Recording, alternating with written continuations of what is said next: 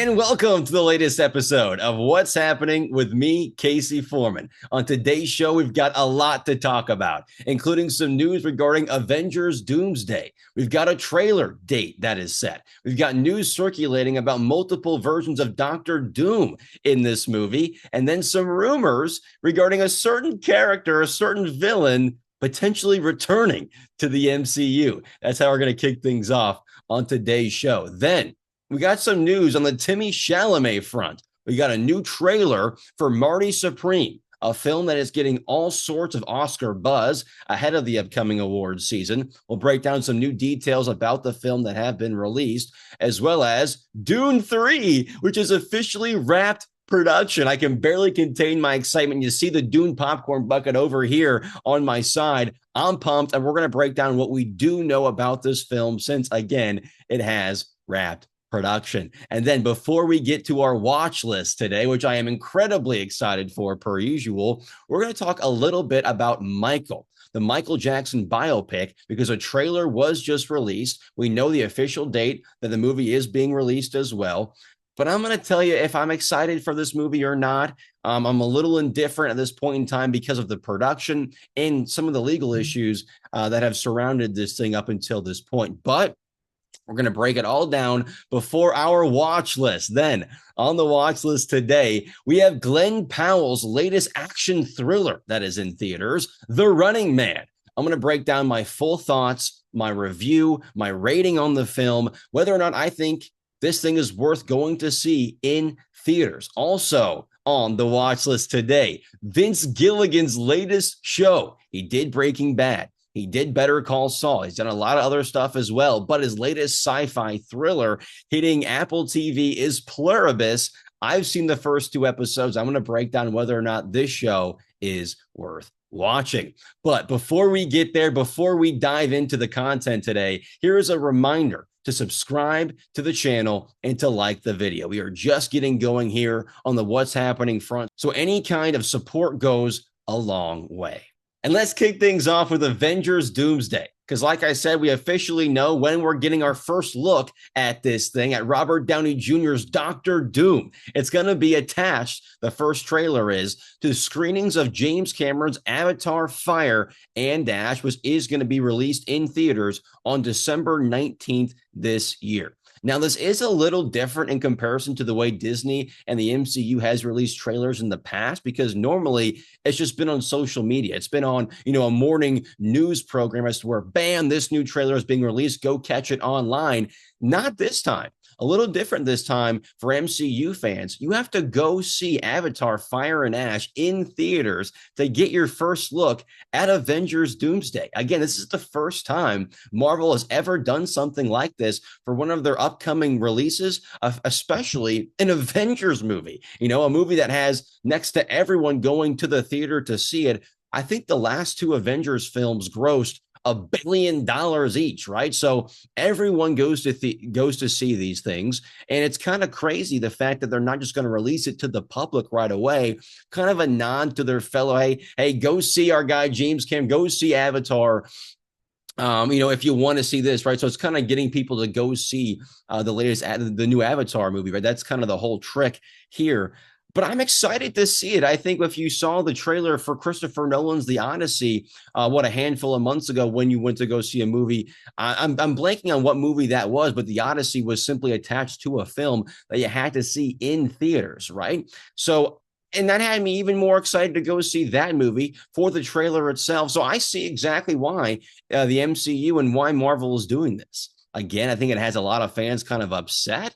But ultimately, you're going to be right there watching a super fun trailer, our first look at Doctor Doom, Robert Downey Jr.'s Doctor Doom, and then 3 hours Avatar right there. Come on, man. How could you not sign up for that? How could you not be excited for that? I know I am. But some other news regarding Avengers Doomsday has circulated as well. According to Internet Scooper, an insider with Marvel, Daniel Rickman, he's saying that fans can expect to see a horde of Doctor Doom variants or, quote, Doom bots in the upcoming Avengers Doomsday movie.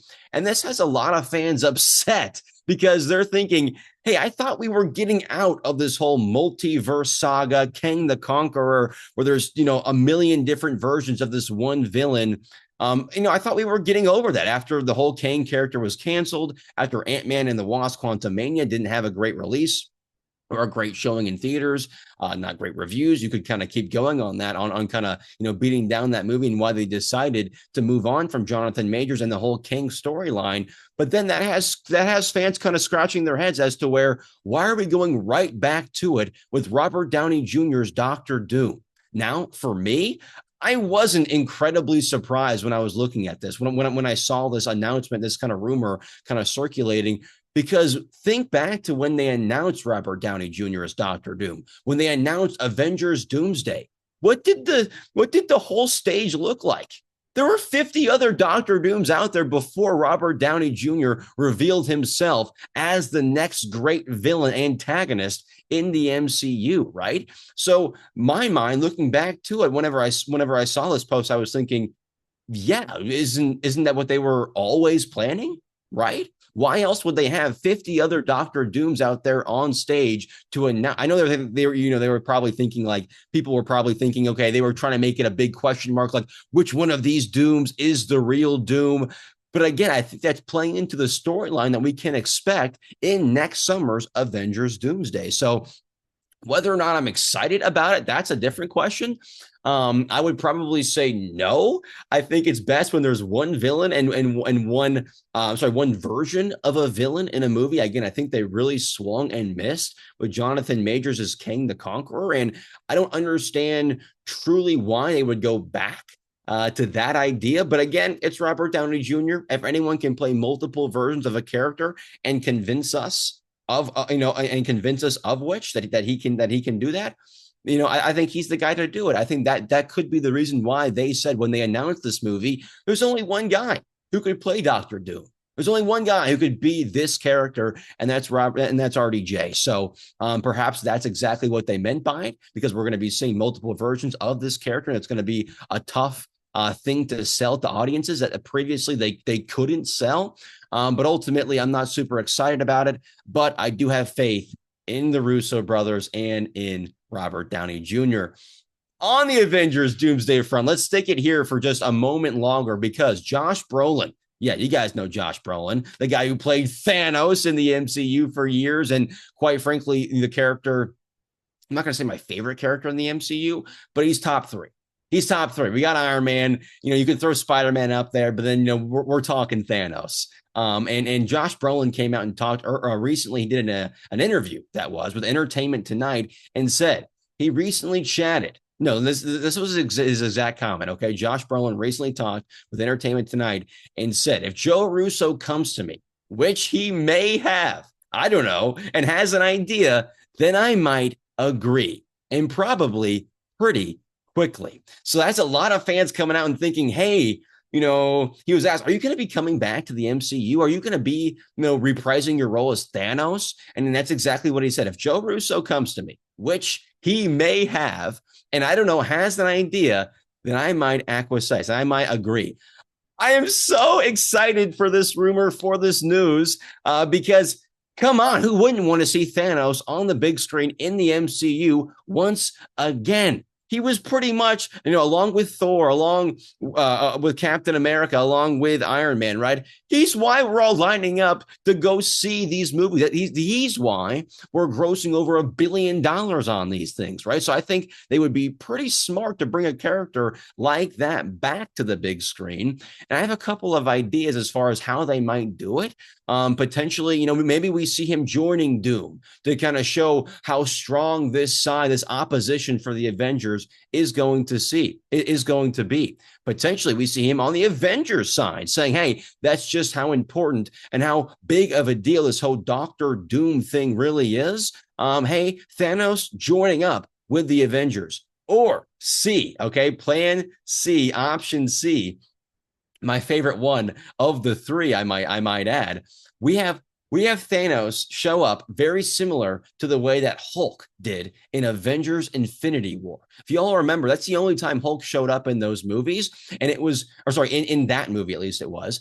And it was at the very beginning when he gets his butt whooped by Thanos. I think we could see a very similar situation and scenario where they use Thanos in this movie to be a placeholder for a guy like Hulk in Avengers Infinity War to show just how strong, intense Doctor Doom is going to be as a villain. So again, I think we could see Thanos show up, see him get immediately annihilated by RDJ's Doctor Doom, just to kind of put an imprint on, hey, this guy is here. You don't want to mess with him. And he's going to be a force to be reckoned with for these next couple of movies here in the MCU. So buy the tickets. Okay, get ready for this thing. Ultimately, that's why we're seeing these rumors come out, this news come out. And I think that's why they're creating such buzz for this, putting the trailer in theaters for the first time ever for an initial release for a trailer for an Avengers movie. They know what they're doing here. Okay, let's continue on the Timothée Chalamet front. We got some news regarding his next two biggest releases. Okay, the next one coming this December, going to be Marty Supreme, getting a lot of Oscar buzz ahead of the upcoming award season. Heck, we got Chalamet out here potentially, or essentially, I should say, campaigning for the Oscar himself right now. So he wants it. We know why he did this movie. We know his intent behind it, and we know all the draw behind all the attention behind it so far has been real. So a new trailer just came out this week. And it just has me buzzing. It has me super excited to see Timothée Chalamet again on the big screen. Haven't seen him again since last year working as Bob Dylan, but a little more details came out along with this trailer, kind of telling us, hey, what this movie is expected to be. So some people are thinking this is going to be a biopic from Marty Reisman, a real life Jewish American ping pong player known for his talent and his persona, trying to get the sport to be more popular. The character in this film is going to be Marty Mauser, a fictional creation, okay, a work of fiction, but not a direct retelling of Reisman's life, but directly impacted and directly inspired by the work of Reisman. The trailer just dropped this past week. And like I said, not an official biopic, a fictional storytelling about Marty Mauser, an incredibly talented ping pong player who's trying to establish the sport and make it as big as tennis. So I'm very excited for this. Everyone who has seen the pre-release screenings of this movie have done nothing but rave regarding Chalamet's performance, saying, hey, this could be the one. This could be the one that gives him his Oscar, that lets him take home the award and really cements him as the best young actor in the world today, and then potentially the best young actor we've ever seen in Hollywood, right? Potentially. I'm just saying the potential is there if he brings home this award for this movie. And again, the buzz is buzzing. Everyone is just super excited for this thing. So let's continue on the Chalamet front, talk about Dune 3 a little bit before moving on and talking about Michael, the latest trailer for Michael that was released. And yes, okay, Variety confirming that Dune 3 has wrapped production as of November 11th, so just a few days ago, and the film is scheduled to be released in theaters on December 18th, 2026. So what do we know about this movie so far? Well, we know that Denis Villeneuve is writing this third movie, going to be his final movie that he directs and writes in this Dune saga. But again, it is going to be about Dune Messiah, the second book. It's the adaptation of the second book of the Dune series, Dune Messiah, which takes place 12 years after the events of the first novel and deals with the fallout of Paul Atreides' Holy War. So I'm super excited for this. And the character list, we still have Chalamet coming back. We got Zendaya coming back, Florence Pugh, Josh Brolin, Rebecca Ferguson coming back and making an appearance, and Joy Taylor.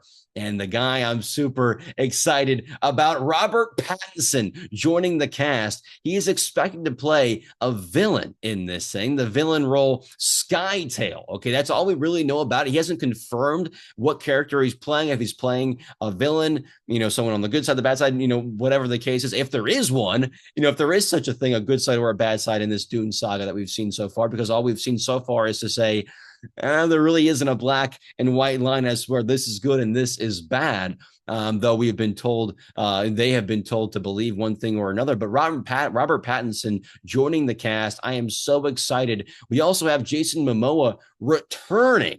Okay, as Duncan Idaho, going to be a clone of his character, kind of be I think they call it a Gola in the Dune series, but he's going to be a clone of his former character, Duncan Idaho. He's returning. Jason Momoa, Robert Pattinson, Zendaya, Florence Pugh, Josh Brolin, Timothy Chalamet.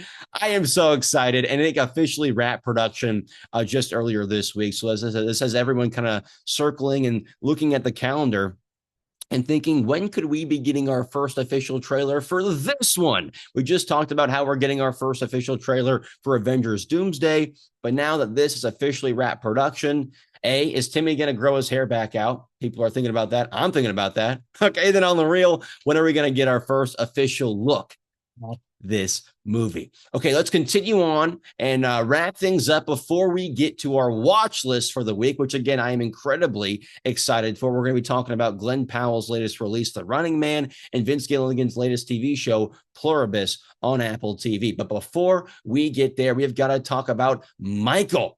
Okay, Michael, this movie has been in the works, it seems like, for forever now. I feel like it's been like 5+ years where I heard they're going to be making a Michael Jackson biopic where a member of his family, I think it's going to be his nephew, who's going to be playing him in this thing, Jafar. And it's just like, oh, that's cool. That's super cool. When's it going to be coming out? Oh, it's coming out this year. Oh, no, it's going to be coming out next year. No, it's going to be coming out next year. So all the legal and production issues that have surrounded this thing have kind of, I don't want to say diminish my excitement for it, but it kind of has. And then, like I said, not just the production issues, it's been all the legal issues that have been coming out recently regarding the whole Michael Jackson estate. And we're not going to really dive into that on today's show, but what we are going to talk about is what took so long for this trailer to be released is the fact that last year they had to reshoot the entire third act of this movie. The entire third act, and that's not a regular thing to do, months and months, 6 months after you wrap on a movie, then to be in post-production, to have your legal team come in and say, hey, we signed a legal document, 20 years ago saying this family's story could not be a storyline, and any sort of dramatization of Michael's life, of a storytelling, of his life via a movie, via a TV show, whatever the case is, they were not allowed to use this specific storyline, yet they did anyway, thus leading to a complete reshooting of the third act of the movie Michael. Again, it was the Jordan Chandler lawsuit back in 1993 that they were trying to depict and kind of, I guess, wrap up the movie with, the third act of the film with. But again, that's scrapped. The third act of the movie, that was scrapped. And now we're sitting here kind of scratching our heads, not knowing what to expect from this thing. So if you add all of that up together, all the legal problems, all the production problems, and then the fact that we've had to wait this long for a movie about a guy who, yes, is the king of pop, but has all of these different allegations surrounding him, I'm not that excited for this movie anymore. And I hate to be the Debbie Downer there, but I'm just not. But this thing is expected to be released. We'll see if any other problems come up in April next year, 2026. And again, it's either going to be a great movie, in my opinion, or it's going to be one that it's going to be tough to get through, right? So it's going to be on one end of the spectrum or the other, but it's hitting theaters in April of next year. All right, so that's all the movie and entertainment news that's been circulating social media and probably around your friend groups within the past week. Now, you know what time it is. It's time for my watch list.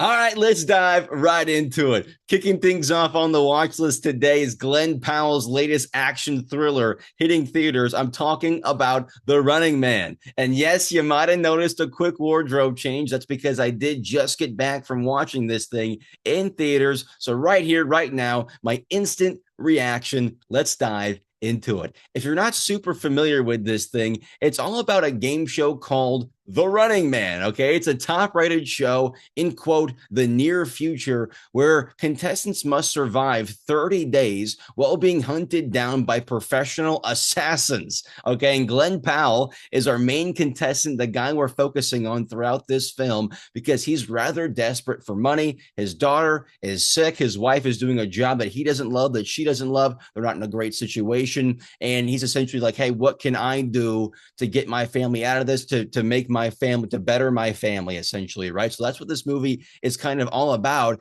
And it comes down to him having no other choice but to enter this game show to be the running man. Okay, so that's the premise. That's what this movie is all about. And, just to kick things off with my review, there's some good and there's some bad. Okay, it's kind of your classic blockbuster movie. Okay, I don't really call every film, some things I call a film, some things I call a movie. This is a movie. Okay, this is very much so a movie, an action thriller that you go see in theaters with your buddies eating popcorn. But like I said, with those movies, a lot of times, some good and some bad.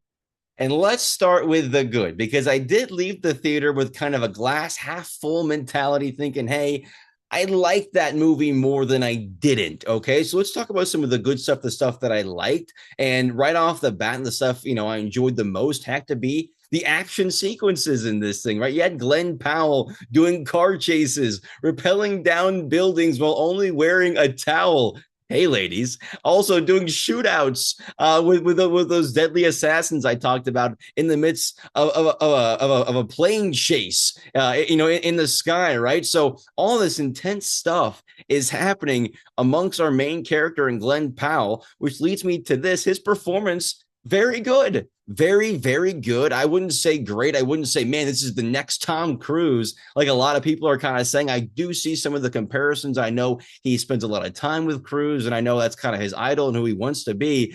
But I do want to kind of pump the brakes a little bit, because he's not on that level quite yet, but a very good performance nonetheless. A very solid job by Glen Powell here. I did have a lot of fun with his performance here. And I'm just going to say this. It's very easy to have fun with an actor like Glen Powell, right? So a lot of compliments towards him, a lot more good than bad as far as Powell's performance goes. And then on top of that, Colman Domingo, who plays the host of The Running Man in this show, does a very good job and is very entertaining in bits and pieces in this thing. Not a huge character by any means, but when he gets his airtime, his screen time, boy, he runs with it, and he's an entertaining character in this one as well. Michael Cera does a good job. He's not in this thing that much. Same thing, like I said, with Colman Domingo, bits and pieces for Michael Cera. He's very funny, very solid, and actually plays kind of a big role in the plot of this thing and in the actual story of it. So that's a lot of the good. That's the good. Let's move on to the bad. The pacing wasn't great. Okay, very repetitive as far as the story goes. We had him running from these assassins, getting away, running from these assassins, getting away. He's the running man. Is he going to get away? Is he going to make it? Always doing a great job. So, how innovative can you be with a storyline, with a movie like this, that, yes, you are bound to kind of cross paths time and time again until you get to your end result. So I'm not going to beat up on it too much because of what this movie is, but the pacing wasn't great, and it was a little repetitive. And as far as stars go, I know I talked about Colman Domingo. I talked about Glen Powell. I even threw Michael Cera's name in there. Josh Brolin is another guy, another notable person in this film, but I just didn't. Sorry, in this movie. I said this. It's not a film. It's a movie. In this movie, he's another guy in this thing, and I just didn't love it. I just didn't love his performance. He was kind of the big, mean CEO, the evil CEO behind the whole show, behind the whole, contest itself, right? So he's pulling all the strings from behind the scenes and talking to Glen Powell's character and making all the decisions, right? So I didn't love him in that role. But to be frank, I just want to see him back on Arrakis. Come on, who's with me? Raise your hand if you're with me. We just want to see Josh Brolin back on Arrakis protecting our guy Timmy C. But his performance I didn't love, and the writing similar to the pacing wasn't great. So the pacing, the writing, the repetitive storyline, didn't love Josh Brolin's performance. And it felt a little long. Obviously that kind of goes hand in hand with the whole pacing thing. I thought they could have probably shaved off a good 15 to 20 minutes. I don't know why it had to be a movie over 2 hours. I think 150 could have been a really solid spot for this thing. But like I said, leaving the theater with a glass half full mentality, I really liked Glen Powell's performance. I really liked the action sequences. And there were some funny moments. Don't get me wrong. It wasn't all just action and, on the run. No, there was some heart and there was some comedy. When there's Glen Powell doing a role like this, I kind of just let him do whatever he wants. And like I said, he did a very good job. Let's get to my score. Okay. My official rating on The Running Man. I'm giving this thing a solid 3.0 out of 5. Like I said, some good, some bad. Is this a movie that's going to win any awards or, something that you're going to talk about for years to come? No, probably not. But is it a movie you can go see in theaters with your friends, get a big bucket of popcorn and have fun for 2 hours? Heck yeah, it is. And like I said, Glen Powell's a movie star as to where it's hard not to have fun with this guy. So overall, a 3.0 out of 5, not great, not bad, and a movie I would say, hey, if you're not doing anything on a Friday, Saturday night in these next few weeks, and you want to go to the movie theater, this is a solid option for you. Like I said, a group of friends on a date night, or like me, you want to roll solo and just, you're bored one evening, want something to go check out. This is a movie that is watchable. And like I said, if you're like me, we'll probably have a good time. All right, let's move on and talk about a TV show that has a lot of people talking. I'm talking about Vince Gilligan's latest creation, Pluribus, just hitting Apple TV. And this thing is debuting at 100% from Rotten Tomatoes. I've had a chance to check out the first 2 episodes of this thing, and oh my gosh, my head is spinning. It's all about this woman, Carol, okay? This rom-com book writer who's essentially the most miserable person on earth and must save the world from happiness. Okay, that probably didn't make any sense to you, and it still doesn't make any sense to me. And I've seen the first 2 episodes, and I'm here to say I recommend the first couple of episodes if you're like me and you like being a little confused. If you like the sci-fi genre, if you're looking for something new, from a guy who is well established that has made great TV shows before, I am recommending this show to everybody. Again, it's called Pluribus. It's on Apple TV. Now, if you're watching this on Friday and past Friday, the first 3 episodes are going to be out, right? So if you want to keep up with me week to week, go get the streaming devices out, get that remote out, get to Apple TV, check it out, because again, this thing is worth watching. If you want a little more detail, I'm going to throw a little bit of a spoiler warning up. I'm not going to spoil anything hardcore, but if you want to know a little bit more details about what this thing is all about, let me tell you right now. Okay, so you've been warned. So essentially, this first episode kicks off with these astronomers, these scientists that find an algorithm that they think have been sent to them from 6 light years away. Well, they crack this code. They figure out it's some sort of virus, and this virus is very easily transmittable, quickly transmits throughout the earth, and only doesn't affect a handful of people, including our main character, Carol. People it does affect, okay, the people who were affected are all now kind of part of this hive mind brain, as to where everyone knows what each other is thinking. Everyone kind of acts as a single person, as a unit. It's not you, it's not we, it's us. It's us. And it's weird. It doesn't make any sense. We're 2 episodes into this thing, but if you are intrigued at all by that premise, again, it's up to Carol to kind of snap everyone out of this thing, maybe find a cure for the virus. Is she going to get affected herself? Do the people really need saving? All questions I kind of find myself asking here after watching the first couple of episodes. And again, something I definitely recommend on Apple TV.